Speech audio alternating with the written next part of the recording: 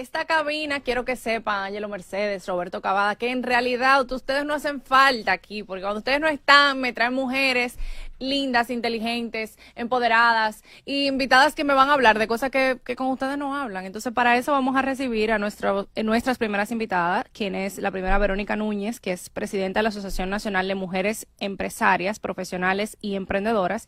También es secretaria del Consejo de las Micro, Pequeñas y Medianas Empresas. Y tenemos a Agri, quien es vicepresidenta de ANEMEPRO y asesora de MIPYMES. Un aplauso para nuestras invitadas del día de hoy. ¿Cómo se sienten? Súper bien, Dayana. Bien. Muchísimas gracias por la invitación. Siempre. Lo que yo quiero que ustedes digan es que no extrañan a Cavada. Lo extrañan, No ¿no? ¿Verdad? extrañamos a Cavada. Ok, así me gusta, así me gusta. Vamos a comenzar primero para entender la naturaleza. ¿Qué es ANMEPRO y cómo nace? Mira, MEPRO es la primera asociación de mujeres empresarias fundada por nuestra presidenta o primera presidenta, doña Nanita Espaillat, fundada hace ya 40 años, porque vamos a cumplir el año... Pero mayores de edad, Sí, eso no es de que mayorcitas. 18, 40 años. Que como obviamente su nombre lo dice, pues busca agrupar no solo empresarias, sino también profesionales para colocarnos en los temas que tienen que ver de manera gremial en el ámbito empresarial y por supuesto incidir en todo lo que tiene que ver con políticas públicas y todos los temas vinculados al crecimiento de las mujeres. Y una pregunta, ¿cómo hace una persona para formar parte de la asociación? O sea, ¿cómo funciona eso? Súper sencillo. Mira, en las redes sociales de ANMEPRO actualmente tenemos un link, ahí te van a guiar. Luego que llenes esta información, pues te van a dar un seguimiento, nuestra encargada de membresía, para poder entonces ingresar a la organización luego de cumplir una serie de requisitos que sí tenemos para ser parte. Agri, ¿cómo tú describirías actualmente, o sea, con la situación económica, muchas situaciones? Yo lo digo, yo soy feminista, pero no feminista falsa. Cuando digo feminista falsa es porque yo no estoy de acuerdo con el falso feminismo. El de que tú todo lo puedes, el que tú no necesitas al hombre, o sea, para mí no funciona de esa manera. Entendemos que hay roles distintos y que se respetan, pero ¿cómo tú ves la inclusión en los trabajos, en las empresas, de las mujeres de manera activa? O sea, ahora mismo, ¿cómo tú entiendes que está? Porque la economía ha dado cambios grandes y difíciles. Incluso hemos crecido poquito del 2025 al 2026 a nivel económico. ¿Cómo tú entiendes que en ese sector del empresariado y todo, o sea, todo lo que se implica, cómo tú entiendes que estamos? Mira, me encanta lo que dices del falso feminismo, sí, sobre todo porque siempre decimos, la mujer y el hombre son biológicamente diferentes, entonces piensan diferentes, sienten diferente y por ende no podemos competir en esos espacios. claro. Sin embargo, las mujeres somos las responsables del crecimiento económico, no solamente en República Dominicana, yo me atrevería a decir que del mundo, porque comenzamos a ver las cosas desde una óptica totalmente diferente por nuestra naturaleza y apostamos a unas nuevas realidades. Y esa sensibilidad, esa creatividad de la mujer ha sido fundamental en el crecimiento. Vamos a decir que hemos avanzado mucho, tenemos un camino muy amplio todavía por recorrer, definitivamente. Sin embargo, las empresas y sobre todo el sector privado está apostando al liderazgo femenino. Y eso es parte también de lo que nosotros hacemos en ANMEPRO, incentivar la formalidad de la mujer, la inclusión y sus capacidades y habilidades para seguir dando ejemplo de cómo liderar empresas. ¿Cuáles ustedes consideran que son las primeras limitantes o desafíos de una mujer al momento de emprender un negocio? Desde mi perspectiva te diría que es el tema de los cuidados. O sea, es una situación que si bien partimos de hablar de feminismo, siempre digo, no sé, hablar de falso feminismo o no feminismo es muy complejo, porque a veces hoy en día queremos distanciarnos de lo que fue, sin embargo sí queremos los beneficios de lo que es. Entonces es complejo.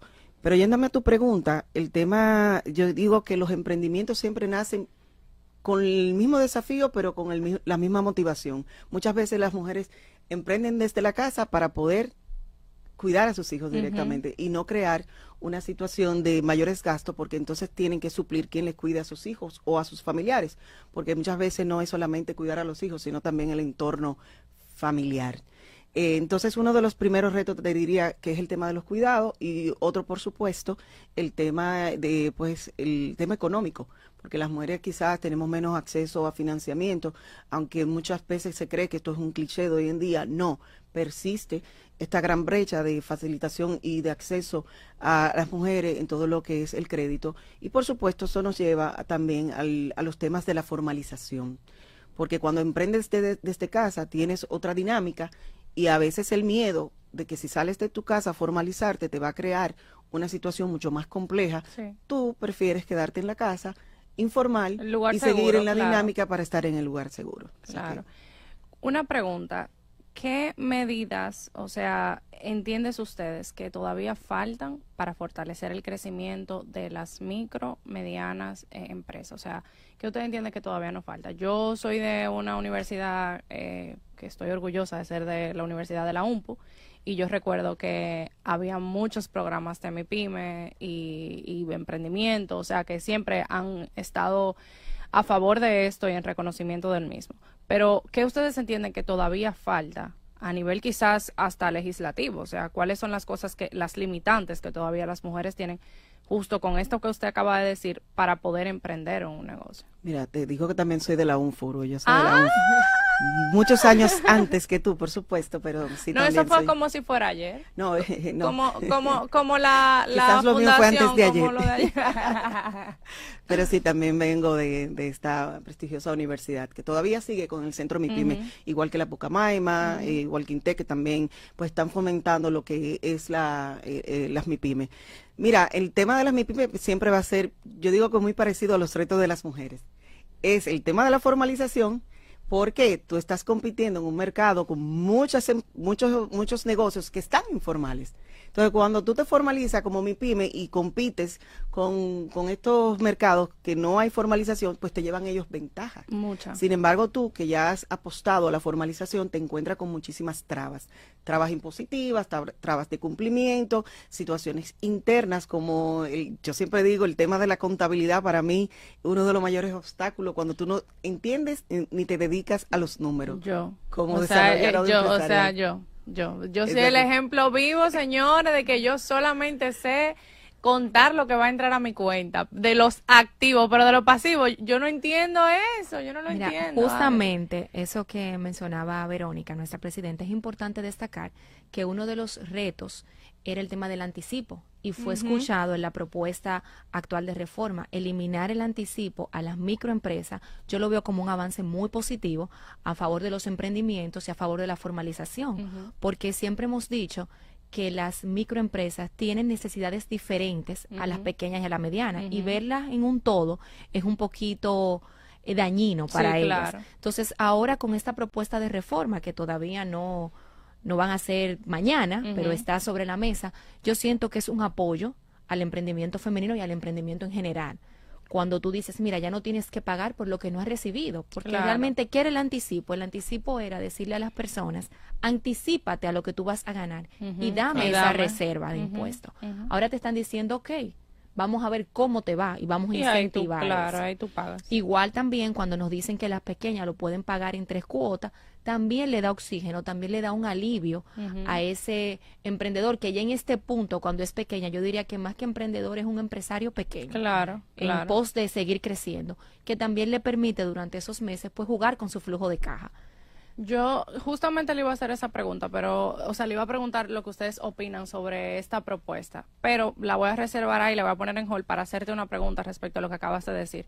¿Cuál es la diferencia entre el emprendedor y la pequeña empresa o la mediana empresa? O sea, lo digo por la salvedad que tú acabas de hacer, porque quizás no todo el mundo lo sepa. Usualmente el emprendedor es una persona que tiene una idea de un negocio y comienza a trabajarla sin ningún tipo de estructura, sin ningún tipo de asesoría y ningún plan de negocio. Simplemente Conozco a mí... muchos emprendedores. Ah, bueno, a mí se me da bien el helado de batata, entonces soy un emprendedor porque vendo helado de Claro. batata, pero no hay un plan de negocio, no hay un plan de continuidad, no hay un plan No de tiene contingencia, estructura. no tiene estructura.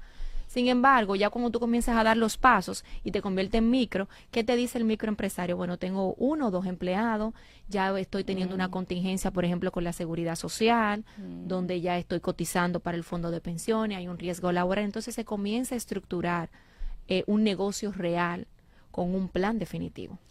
Yo tengo muchos amigos empresarios, digo, emprendedores, posibles empresarios, futuros empresarios. Pero es importante, mira, a nivel internacional tú tienes emprendedores como Zuckerberg. O sea, el término emprendedor muchas veces lo llevamos a que inicie un negocio, como comentaba Agri, de lado. A nivel internacional, cuando lo ves de esa perspectiva, son personas que tienen una idea o exploran en negocios innovadores. Entonces, a eso también se le denomina ese emprendedor. Lo que pasa es que en República Dominicana y en casi toda Latinoamérica lo hemos llevado. Y cuando voy al tema de las mujeres, sobre todo a las mujeres que inician con esos pequeños emprendimientos, ya sea de bisutería, ya sea de galletitas, que lo vemos mucho. Entonces, hemos traspolado este término a lo que están informal o a lo que hemos iniciado.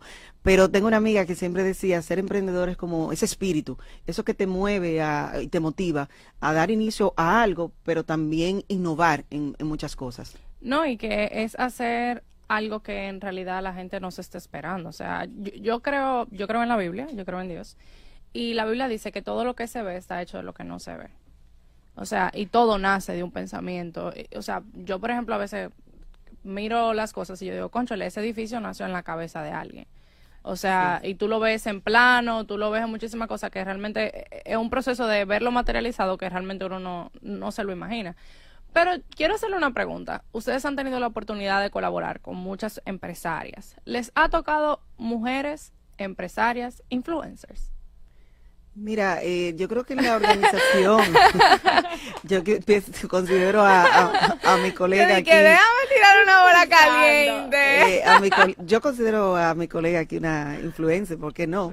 Ella le gusta mucho el tema de las redes sociales. Y se le da yo muy bien. confieso que no soy las redes sociales, definitivamente tengo esa tarea pendiente de explorarme. Es muy complicado porque trato de siempre hacer las cosas con ciertos estándares y yo pienso que eso a veces me ha bloqueado. Y manteniendo el perfil también. Sí. Eso hay que dedicarle tiempo. Y la generación. También. Fue antes de ayer, ¿no? Sí, pero también hay muchas mujeres de mi generación que están haciendo un gran trabajo, que son realmente influencers. Sí. Yo pienso que también debo poder disciplinarme en eso para ver si exploro. Pero Agri, yo creo que es más oportuno hablar de eso porque es una influencer.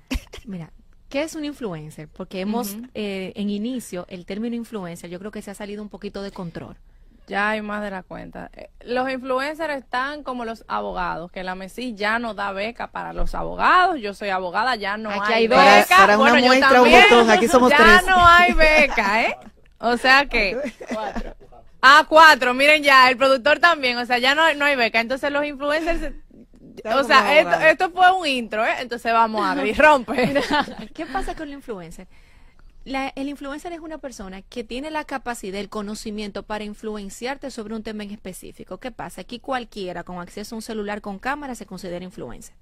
Y comienza a hablar. Y por eso hay países donde inclusive para tú comunicar a través de las redes sociales tienes que tener un permiso, porque estamos desinformando a la población. Sí tenemos casos de socias en nuestra membresía que son influencers, sobre todo que dan cápsulas de temas financieros, de temas médicos y demás, que están ahí, que están constantes, que nos apoyan y han tenido a través de la asociación un crecimiento orgánico en sus redes y en lo que hacen, porque vamos a estar claros, la comunicación ha cambiado muchísimo, la forma en cómo aprecian los jóvenes, los millennials, la generación Z, claro. La cosa también, si tú no tienes YouTube, un TikTok, entonces no existe. No, y antes la gente te contrataba, por ejemplo, a mí me pasaba, yo soy wedding planner también, gracias a que vive el pluriempleo, y a mí me pasaba, por ejemplo, que antes yo nunca había tenido la necesidad de crearme una página de Instagram, porque todos mis clientes habían sido por el boca en boca, o sea, como que me habían recomendado y orgánicamente me habían contratado. Hasta que hace un año alguien me preguntó de que, ay, ¿tú Instagram? Y yo dije, bueno, te mando mi portafolio, los eventos en los que yo he trabajado, porque ahora mismo el consumo, como ustedes lo dicen, ha cambiado y la gente simplemente adquiere o compra o contrata lo que ve. Pero ahí te hago un paréntesis. Imagínate cuando lo llevas al derecho, donde la ley prohíbe la autopromoción. Entonces tienes un choque normativo con la actualidad. O sea, es una cosa que no pueden coexistir. O sea, tú dices como que, ok, pero ¿qué hago? Y te hacía la pregunta del tema de la influencia, porque, por ejemplo, en el caso de la decoración de un evento es distinto, pero en el caso de planning, logística, es un servicio intangible. Y el del influencer también, de cierto modo, es un servicio intangible, que tú puedes ver los resultados con el conectar con marcas o el que te acepten para contratos, ese tipo de cosas.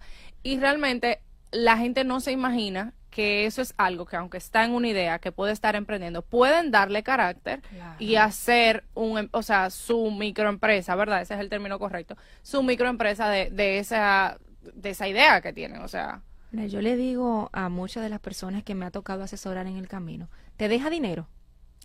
Si no te deja dinero, es un hobby. Claro. No es un negocio. Eso es lo primero. Claro. ¿Te gusta? Sí. ¿Lo sabes hacer? Sí. ¿Qué tú no sabes hacer? Contrata el que sabe hacer lo que tú no sabes. Claro. Entonces ahí se comienzan a formar las estructuras y ahí las cosas van cambiando.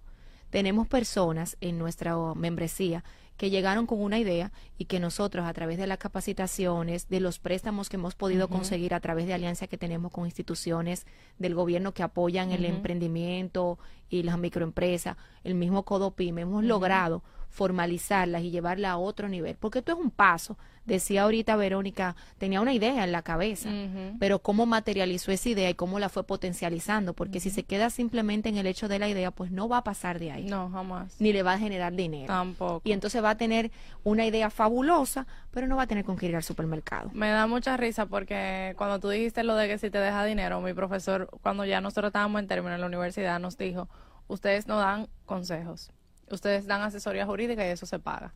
O sea que alguien que me diga que un consejo no, que tú eres abogado, no, es asesoría jurídica y eso se paga, eso tiene su remuneración.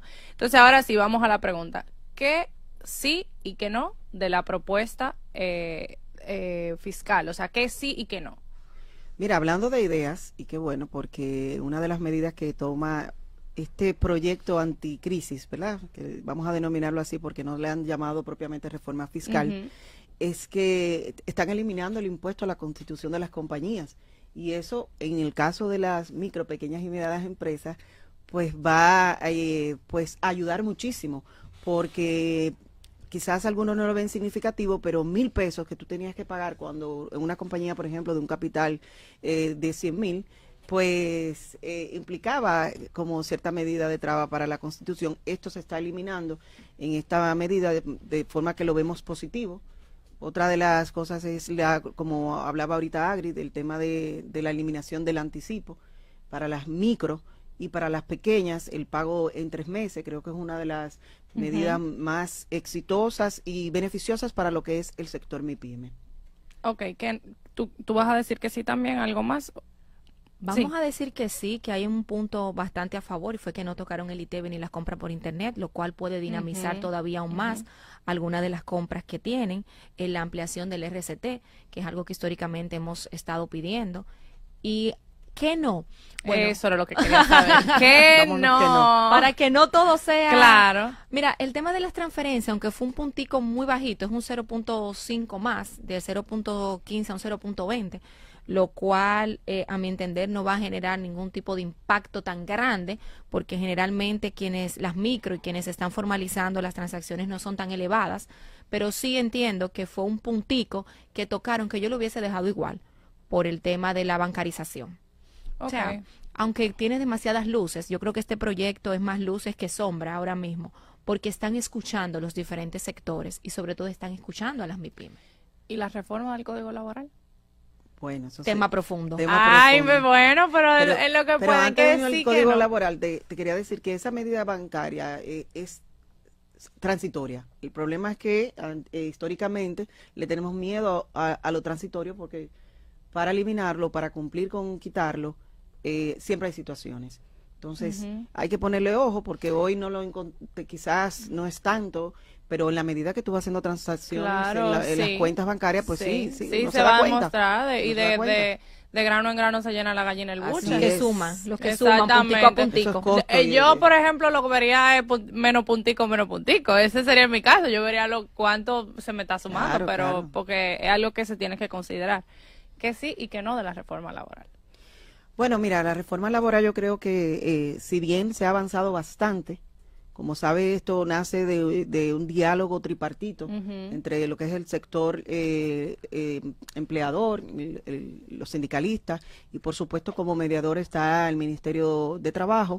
han avanzado significativamente en muchos de los temas. Obviamente pendiente está el tema de la cesantía, que el sector privado, pues hemos tratado de que vamos a decir que se puntualice y se haga lo que anteriormente se había establecido con lo que era la ley de seguridad social y demás, pero no se ha logrado. No se ha logrado porque quizás no se ha llegado a entendimiento, sobre todo para el tema de las MIPYMES, que siempre es nuestro tema y tarea pendiente, y en el espacio que participamos, pues tratamos de que nos diferencien.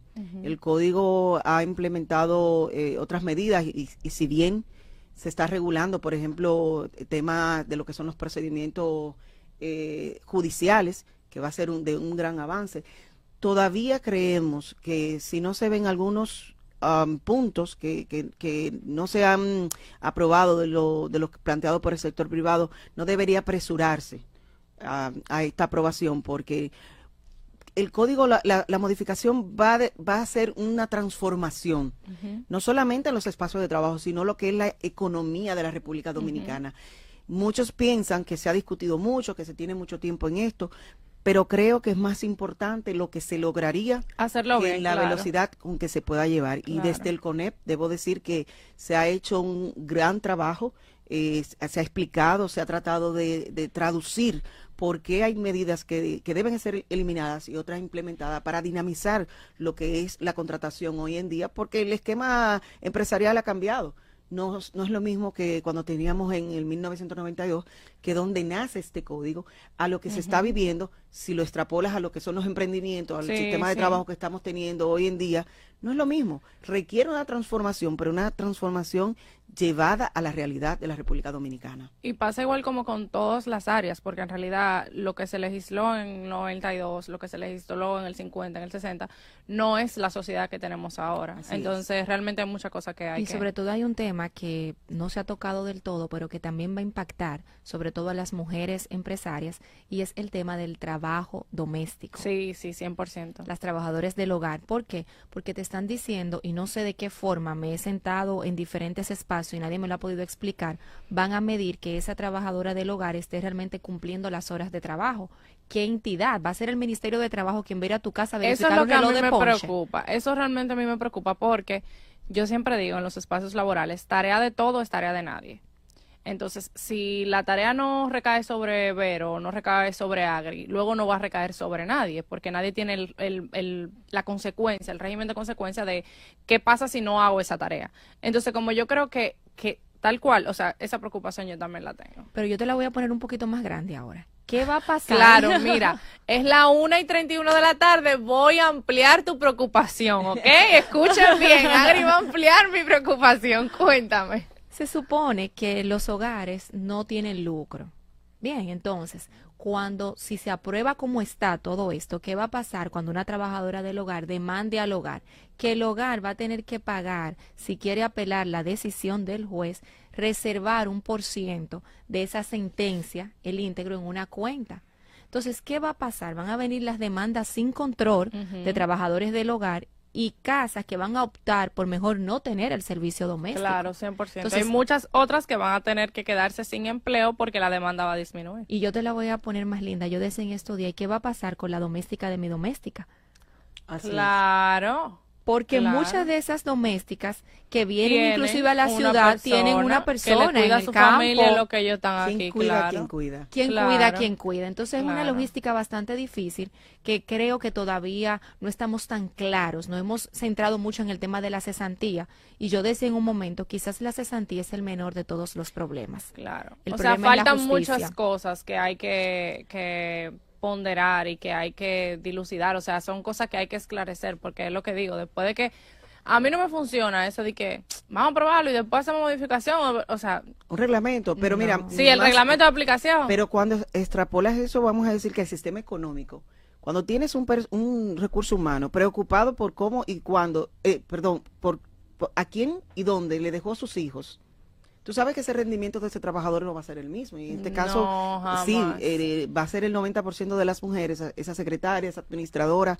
personalmente, nosotras que somos madres, pues eso nos genera un estrés que no te deja concentrar. Entonces, hemos dejado sí, hemos introducido este tema de las domésticas en esta posible modificación que ya va muy avanzada, de manera yo te diría que simplista, como que no están midiendo y no se está calculando las repercusiones Y ni el alcance. y el alcance que esto va a tener en el sistema económico, familiar, a nivel país, de lo que esto puede representar.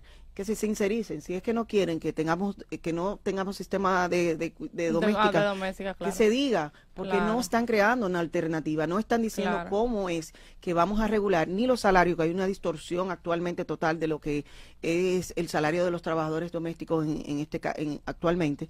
Y obviamente cuando llevemos al tema de que si bien queremos que estén cubiertas en la seguridad social, no puede ser sobre la base de incertidumbre, y más aún estas trabajadoras, muchas de ellas que están recibiendo subsidio, cuando tú le hablas, porque muchas de nosotras la queremos incluir en el sistema de seguridad social, pero cuando saben que le van a eliminar Claro, estas el ayudas subsidio, subsidiarias que claro. están teniendo, que ciertamente hay una distorsión en esto, te dicen que no. No Sí. me lo dé porque no me conviene. Exactamente. Entonces, hay unos temas ahí muy pendientes de todavía madurar, discutir y evaluar con la calma que amerita.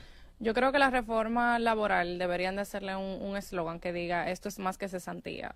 Y lo Correcto. digo de esa manera porque todo el mundo se enfoca en eso, o sea, todo el mundo de manera general es lo primero que te menciona.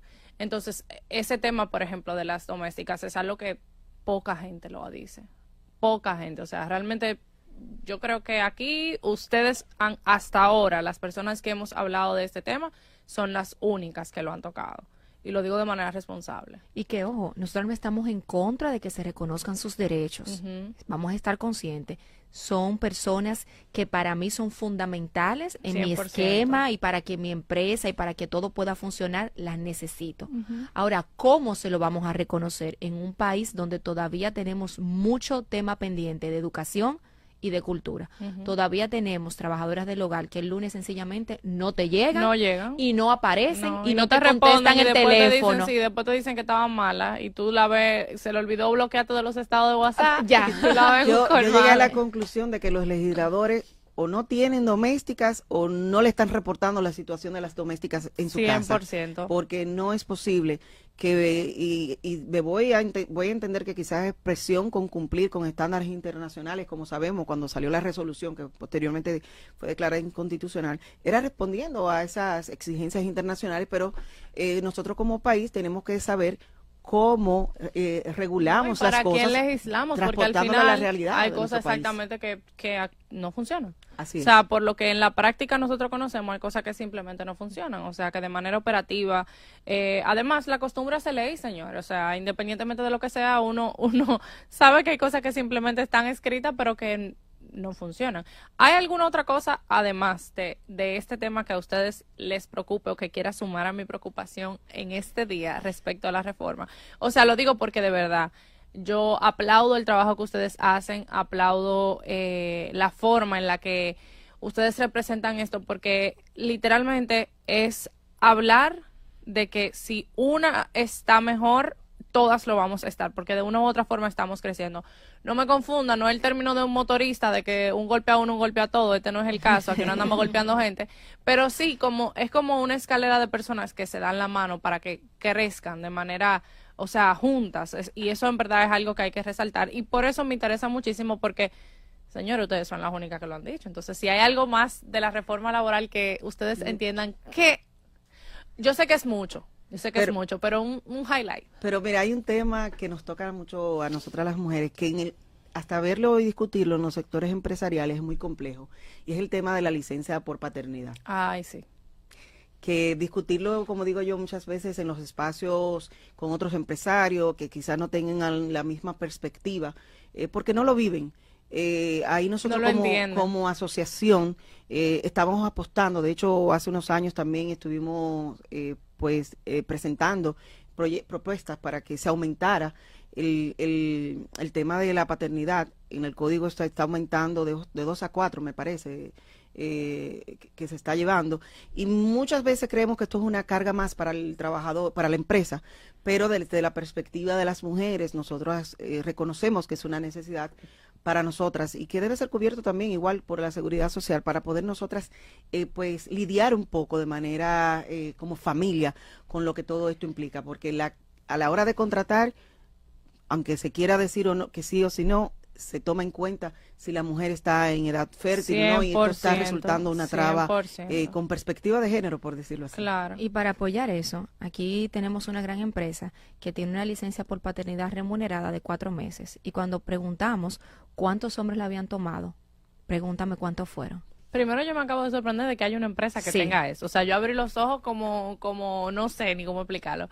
Pero ¿cuántos son los...? Ya, ninguno. Esa fue la respuesta, ninguno. ¿Por qué? Porque lo sacan del sistema. Cuando tú estás 4 meses fuera de, tú estás saliendo del sistema. Claro. Cuando la mujer dura 3 meses, 4 meses fuera del trabajo, cuando llega ya han cambiado muchísimas cosas. Sí, hasta ella misma, o sea, no la pueden despedir, no pueden cambiar sus funciones en papel, o sea, no pueden reducir el sueldo, pero su operación incluso ha cambiado. Muchas veces ya están reemplazadas y tú no lo 100%. sabes. Y volviendo a tu pregunta de la reforma, también tenemos el punto de la entrada del juez conciliador. Actualmente en nuestro sistema tenemos un déficit de jueces. Hace una semana los jueces se rebelaron. Sí, hicieron una protesta. Tenemos jueces que en un mismo día tienen que suplir en varios tribunales. Eso es horrible. Y yo apuesto a la especialización de los jueces. Entonces, tú incluir una figura nueva, que si bien es cierto, es muy positivo, tú decir un juez para que concilie, vas a alargar un proceso, no tienen los jueces capacitados y van a volver a tener el mismo cuello de botella. Exactamente, no, y ese juez de dónde va a ser, o sea, ese juez va a formarse y va a dedicarse únicamente a eso, que sabemos que en la práctica no es eso, o es que tú vas a agarrar un juez que ya está cansado, harto literalmente, porque la cantidad de trabajo es más grande de lo que él puede asumir, y tú lo vas a poner a hacer otras cosas. Y te voy a decir algo muy práctico. ¿Cómo piensa el empresario de las MIPYME? Sobre todo el de la pequeña, que es donde más se toca este punto de las demandas laborales. Dice, bueno, él me está pidiendo 50,000 pesos en una dimisión. Y tú ves la dimisión y son copy y pegados literalmente de otra. Te dice, ¿cuánto me va a cobrar un abogado bueno? Bueno, el abogado me va a cobrar 60,000 pesos, por ponerte ¿cuánto me va a costar los traslados, tener abierto? ¿Y qué terminan haciendo? Terminan negociando. Literal. Y eso se ha convertido en la práctica. 100%. Y no es porque no tenga la razón, es por no someterse a lo tedioso que es el proceso y lo que cuesta. Entonces, ¿qué nosotros decíamos en algún momento? Es importante ponerle un freno a las demandas temerarias. Porque cuando un trabajador demanda a su empleador sin una justa razón, simplemente debería de haber una consecuencia.